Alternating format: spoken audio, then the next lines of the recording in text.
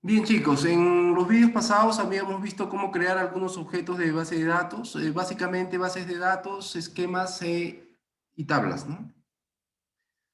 Entonces ahora vamos a ver un poco de terminología. Primero, ¿cuál es la diferencia entre esquema e instancia?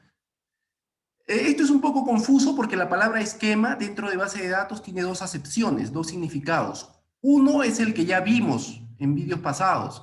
El esquema se puede entender como un nivel dentro de la jerarquía de objetos de una base de datos, ¿no? El esquema está por debajo de la jerarquía de base de datos y dentro de un esquema yo puedo almacenar pues varios objetos, ¿no?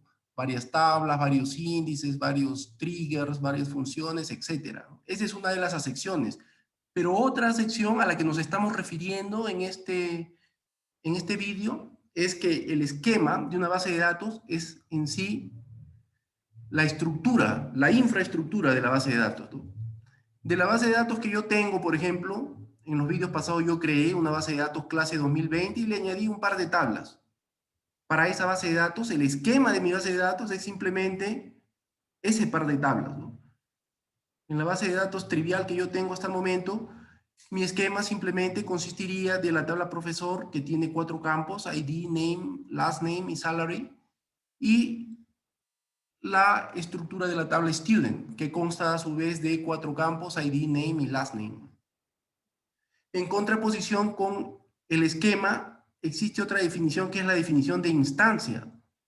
El esquema es simplemente el armazón en el cual se va a contener los datos. La instancia de una base de datos, en cambio, se refiere a todos los datos que ya existen acumulados dentro de la base de datos. Entonces hay que saber distinguir esas dos cosas, ¿no? El esquema, ya te digo, es la infraestructura física sobre la cual yo voy a guardar datos.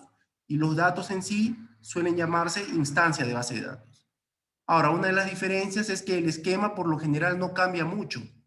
Una vez que yo ya defino mis tablas, las tablas en las que yo voy a guardar datos, por lo general uno no está cambiando esas tablas todos los días. En cambio, las instancias cambian a cada momento.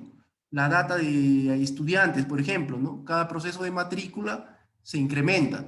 La data de profesores, cada vez que se contrata o se despide un profesor, también esa tabla se modifica. La instancia de la base de datos se modifica, sin que eso signifique que se modifique el esquema de base de datos, ¿no?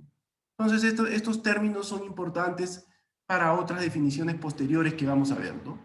Esquema, infraestructura, la instancia es los datos en sí, ¿no? Y como ya te dije, cuando uno habla de instancia, como la instancia cambia todo el tiempo, siempre es bueno hablar de la instancia en un instante dado, ¿no? Por ejemplo, yo podría decir la instancia de la base de datos el 1 de enero de 2021, justo en el momento que la base de datos se cayó, consistía de 10.000 registros en la tabla profesor y algunos campos que estaban en nulo y que no debían estar en nulo, por ejemplo. Ahora, la instancia actual de la base de datos es todos estos registros que yo estoy viendo actualmente. Entonces, por ahora dejamos esta definición entre esquema e instancia.